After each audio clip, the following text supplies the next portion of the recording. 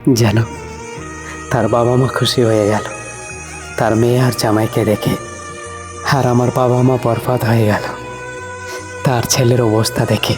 যেন তুমি প্রতারক ছিলে না, তুমি ছিলে আমার জীবনের শ্রেষ্ঠ শিক্ষক। হয়তো আর বেশি দিন না, আমিও একদিন গর্ব করে বলবো, ভাই রে ভাই, তোরা কি বাস কাটবি না? সময় তো হয়ে আসছে। আমার হাতের রেখাগুলো দেখে সে ফকিরও কেঁদে উঠল। নিখোঁজ আমি, নিখোঁজ আমার শহর, বাতাসে তোমা উড়ন্ত চুল, তা দেখিয়া আমার হৃদয় পাই না কোল। যখন আমার জানাজা হবে না, তখন আমার গ্রামের অলিতে গলিতে ঘুরিয়ে নিও।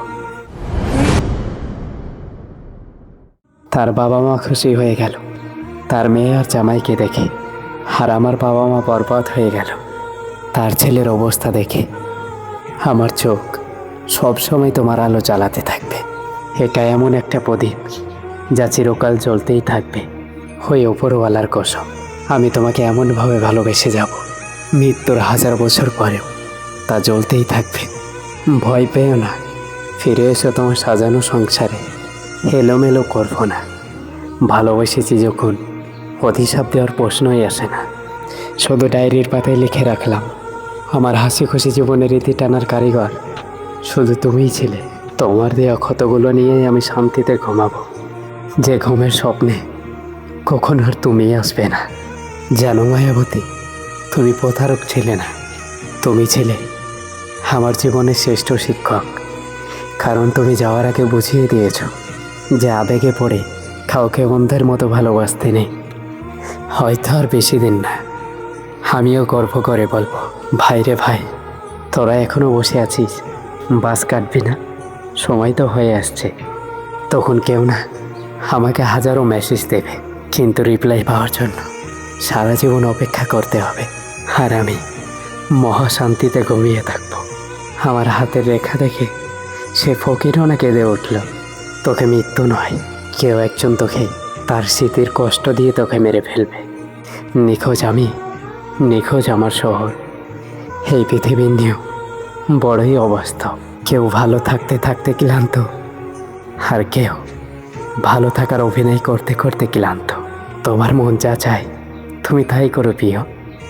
যদিও আমি কষ্ট পেয়ে শেষ হয়ে যাই, তবুও তুমি এই পথেই চলো, যে পথে হাঁটলে তোমার সুখ মিলে।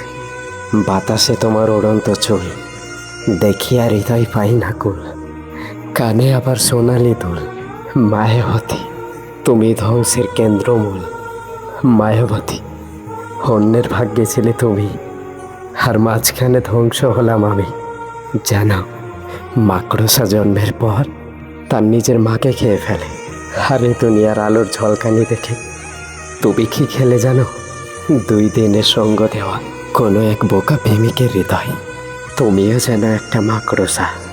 জানো, তোমাকে নিয়ে না আমার কখনো খারাপ উদ্দেশ্য ছিল না, না কোনো অভিনয়, না কোনো মিথ্যা ভালোবাসা।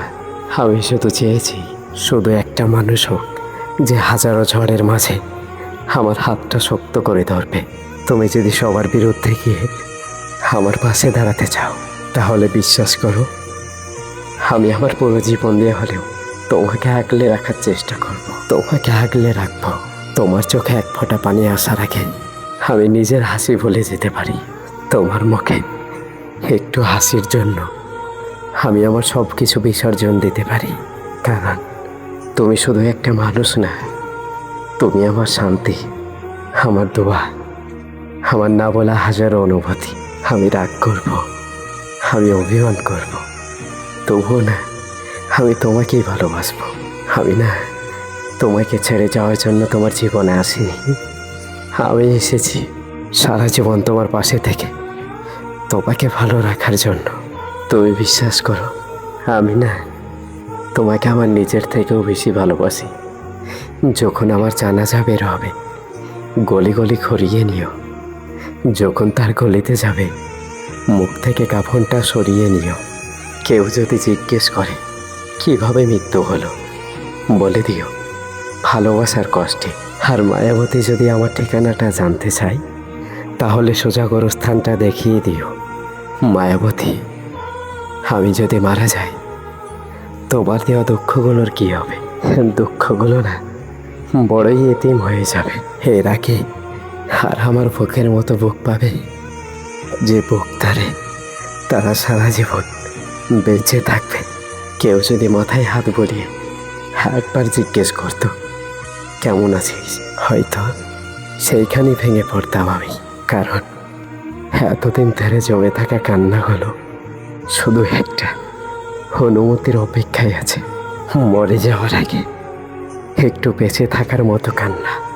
জানো, নারীদের নিয়ে না এত কিছু লেখারই দরকার নেই, জাস্ট এটা লিখে দিলেই হতো, সম্পদ যার নারী তার।